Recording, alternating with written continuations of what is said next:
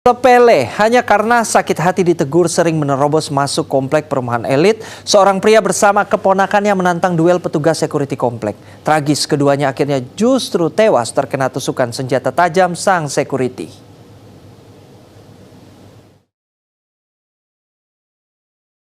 Kamera pengawas komplek merekam jelas detik-detik duel maut 2 lawan 1 di depan komplek perumahan elit Lubuk Kilangan, Kota Padang.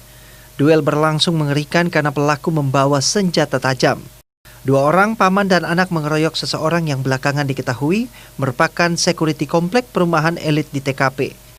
Naas, paman dan keponakan ini justru keteteran mengimbangi aksi pelaku dan duel berakhir dengan kedua paman dan ponakan meregang nyawa kehabisan darah akibat terkena tusukan senjata tajam sang security.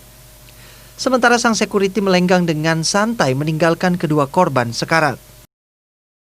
5 jam usai kejadian, petugas Polsek Lubuk Kilangan bergerak menangkap pelaku duel yang selamat. Pelaku berusaha kabur ke Padang Pariaman arah Bukit Tinggi.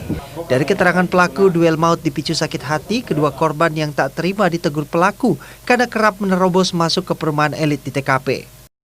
Untuk motif tersangka ini bahwasanya korban ini sering mengejek tersangka, kemudian mengajak tersangka juga untuk cekcok. Mungkin pada saat itu tersangka juga hilap dan akhirnya terjadilah perkelahian tersebut. Apapun alasannya, sang security kini harus bersiap terkena jerat pasal 351 KUHP tentang penganiayaan yang menyebabkan kematian dengan ancaman hukuman minimal 12 tahun penjara. Niko Yohandi, Padang, Sumatera Barat.